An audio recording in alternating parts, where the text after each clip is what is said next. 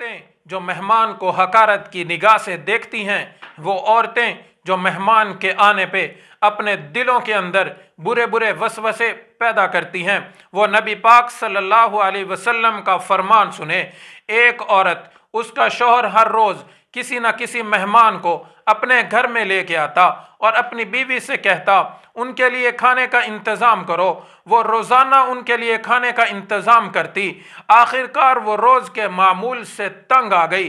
ایک دن نبی پاک صلی اللہ علیہ وسلم کی خدمت میں حاضر ہوئی، کہنے لگی اللہ کے نبی صلی اللہ علیہ وآلہ وسلم، میرا شوہر ہر روز کسی نہ کسی مہمان کو گھر میں لے کے آتا ہے، مجھے کہتا ہے ان کے لیے کھانے کا انتظام کرو۔ اللہ کے نبی صلی اللہ علیہ وسلم، میں ان کے لیے روزانہ کھانا تیار کر کر کے تھک چکی ہوں، مجھے کوئی ایک ایسا طریقہ بتائیں کہ میرا شوہر اپنے گھر میں مہمان کو کبھی نہ لے کے آئے۔ اللہ کے نبی صلی اللہ علیہ وسلم خاموش ہو گئے۔ وہ عورت اللہ کے نبی کی خاموشی دیکھتے ہوئے اٹھی اور واپس اپنے گھر چلی گئی۔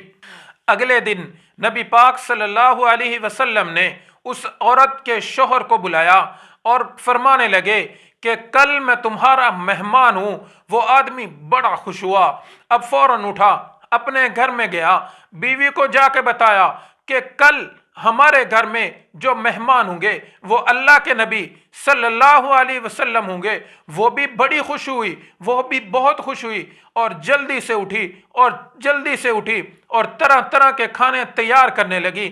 اگلے دن جب نبی پاک صلی اللہ علیہ وسلم ان کے گھر میں مہمان بن کے آئے تو اس عورت کے شوہر سے فرمانے لگے کہ جب میں گھر سے کھانا کھا کے واپس جانے لگوں تو اپنی بیوی سے کہنا پیچھے سے مجھے دیکھتی رہے۔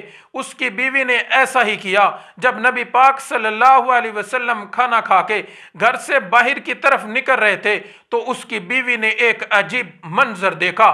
وہ کیا دیکھتی ہے؟ نبی پاک صلی اللہ علیہ وسلم آگے کی طرف چل رہے اور ان کے پیچھے بچھو چل رہے، سانپ چل رہے اور کیڑے مکوڑے چل رہے۔ تو وہ عورت یہ منظر دیکھ کے وہیں پہ زمین پہ گری اور بے ہوش ہو گئی۔ اگلے دن وہ نبی پاک صلی اللہ علیہ وسلم کی خدمت میں حاضر ہوئی۔ نبی پاک صلی اللہ علیہ وسلم فرمانے لگے کہ تمہارے گھر میں جو مہمان آتا ہے وہ اپنا نصیب ساتھ لے کے آتا ہے، اس کے بدلے میں تم جو مشقت اٹھاتی ہو، اس کے بدلے میں تم جو محنت کرتی ہو، اس کے بدلے میں جو تم کھانا تیار کرتی ہو، اس کے بدلے میں جو تم تکلیف برداشت کرتی ہو، اس کے بدلے میں جو تم اس کے لیے صبح سے لے کے شام تک محنت کرتی ہو، اس سارے کے بدلے میں، اس ساری کی مشقت کے بدلے میں جب وہ مہمان تمہارے گھر سے واپس جاتا ہے تو وہ تمہارے گھر کی ساری بلائیں، تمہارے گھر کی ساری آفات، تمہارے گھر کی ساری مشکلات، تمہارے گھر کی ساری پریشانیاں ساتھ لے کے چلتا ہے، ساتھ لے کے واپس گھر سے چلا جاتا ہے۔